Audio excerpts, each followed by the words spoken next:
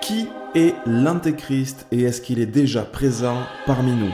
Voici le grand test Antéchrist épisode 2. C'est parti. Allez, on continue sur le même principe, donc on lit un verset biblique qui parle de l'Antéchrist et on va le comparer avec ce monsieur que tout le monde connaît. Et là, désolé pour les plus sceptiques, mais encore une fois, ça colle. Alors c'est parti, je cite 2 Thessaloniciens 2 au verset 3 et 4.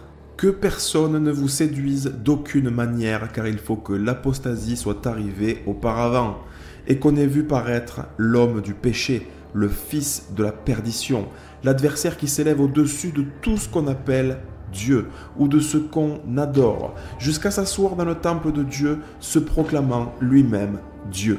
Alors déjà, je vais vous montrer de quelle manière Emmanuel s'élève au-dessus de tout ce qu'on appelle Dieu. Premièrement, il faut prêter attention à son prénom.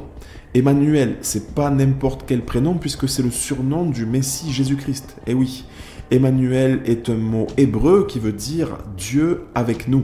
C'est écrit dans la Bible, c'est écrit dans le dictionnaire, c'est partout. Bon, dans l'épisode 1, on a vu que l'Antéchrist doit être un expert en énigmes. Et on a aussi vu que Emmanuel était un expert en énigmes. Alors maintenant qu'on sait ce que veut dire Emmanuel, si je vous montre cette affiche que tout le monde a reçue dans sa boîte aux lettres, qu'est-ce que ça vous évoque? Regardez, Emmanuel avec vous. C'est un jeu de mots qui change le sens de la signification de son prénom. Et en changeant le sens de cette manière précise, eh bien on voit qu'il se met à la place de Dieu. Donc en disant Emmanuel avec vous, ben là, il nous dit que c'est lui Dieu avec nous. Donc juste avec un slogan, il nous montre qu'il s'élève au-dessus de Dieu. Et aussi au passage, il nous montre encore une fois qu'il est un expert en énigmes. Voilà pour son prénom. Maintenant, regardez son surnom. Jupiter. Jupiter, c'est qui? Jupiter, c'est le dieu des dieux romains et ça veut dire ciel père. Donc si vous comparez un petit peu avec la Bible, le père du ciel, c'est Dieu. Alors ceux qui vont me dire que c'est pas vrai, il a déjà dit à la télé, c'est pas Jupiter, je vous arrête tout de suite. On va regarder ensemble exactement ce qu'il a dit parce qu'en fait il a dit une vérité plus un mensonge. Pour reprendre un terme qui a été beaucoup utilisé, si vous n'êtes plus Jupiter, vous êtes devenu qui alors? J'ai jamais revendiqué cette comparaison mythologique. Mais je le disais, si certains avaient voulu me voir comme tel, c'est plus Vulcain, c'est-à-dire à la forge. Ah, t'as vu, il l'a dit, il l'a jamais revendiqué, lui c'est plus Vulcain, à la forge et tout ça. Ok, alors déjà, Vulcain, c'est qui? Eh bien, Vulcain, c'est le fils de Jupiter. Donc là, symboliquement, à travers la mythologie romaine, il est en train de nous expliquer que lui, il se prend pour le fils de Dieu. Mais apparemment, cette petite vérité n'a encore choqué personne. Et maintenant, son petit mensonge, c'est quoi? Eh bien, son mensonge, c'est qu'il nous dit qu'il n'a jamais revendiqué qu'il était Jupiter. Alors qu'on a tous vu, en juin 2017, son ministre de la Finance, devant les banquiers américains, faire passer un énorme message qui disait Emmanuel Macron is Jupiter. I'm Hermès, the messenger. France is back. Bon, il est vrai que Emmanuel ne revendique pas personnellement qu'il est Jupiter dans ce passage précis, mais il l'a fait publiquement sous forme énigmatique et ça devant les caméras du monde entier, le jour où il a dévoilé le logo des JO qu'on nous a présenté de cette manière. Regardez. Paris a le sens de la mise en scène et désormais son logo. Une tour Eiffel colorée dévoile le numéro 24. Projeté sur l'Arc de Triomphe hier soir, le logo de Paris 2024 se veut universel. Alors bien sûr à la télé on nous explique que c'est un mélange de Tour Eiffel et du nombre 24 et franchement c'est vrai. Mais je vous rappelle encore et encore que l'Antéchrist est un expert en énigmes, donc attention que ce soit pas encore une énigme cachée derrière ce logo qui pourrait très bien vouloir montrer en parallèle le signe astrologique de Jupiter. Et oui, regardez, c'est exactement pareil. Et là aussi, du coup, au lieu de voir un 2 et un 4, on peut voir en parallèle un 2 et un 1. Ces deux chiffres qui sont en lien direct avec Jupiter. Regardez pourquoi. Jupiter met 1 an pour traverser un signe. Donc c'est intéressant aussi. Pourquoi? Parce qu'il faut 12 ans pour revenir à la case départ. Donc ce qui veut presque dire, vous voyez, 12 ans, 12 mois, 12 signes du zodiaque. Donc c'est vraiment la notion du cycle. Et aussi, pourquoi c'est le 2 et le 1? Eh bien, tout simplement parce que notre roi Emmanuel est né le 21-12.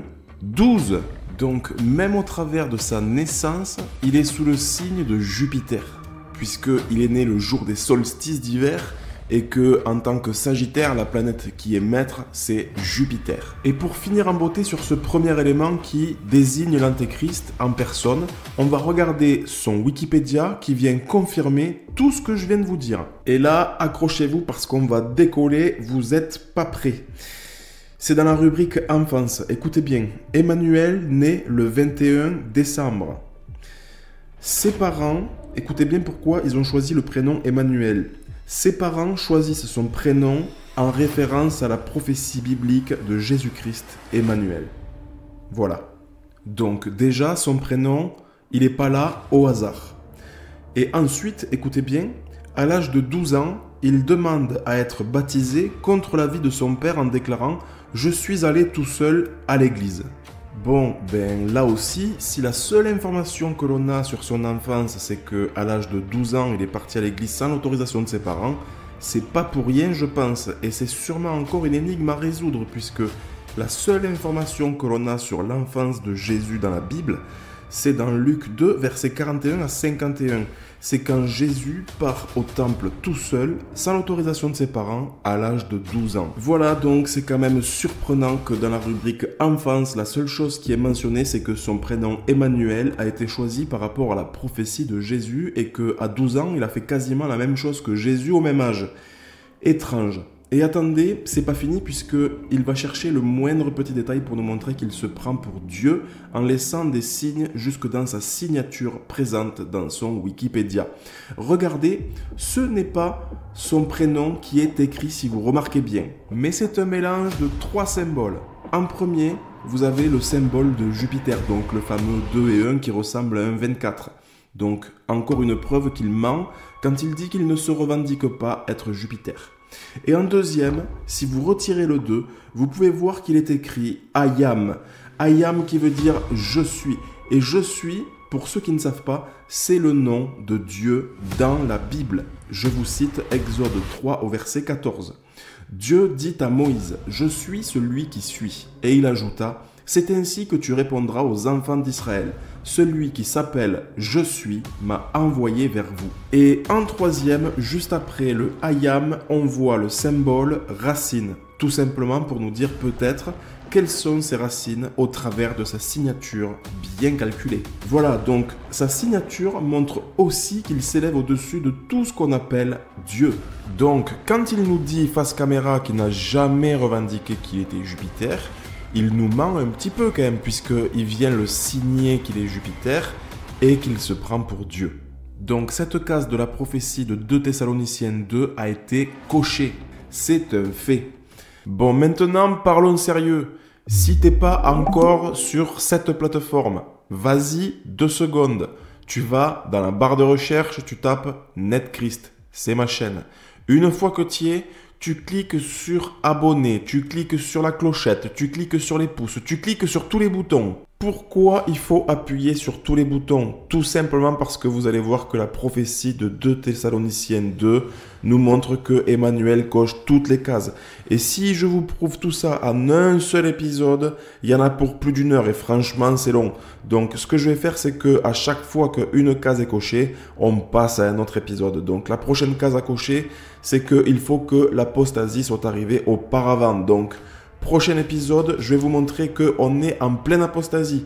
Et pour info, en tout, il y aura 4 épisodes. Donc, pour ne rien rater, appuie sur tous les boutons.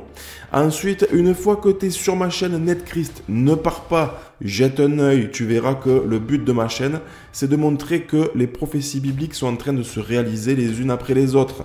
Vous allez voir aussi que je montre plusieurs antéchrists.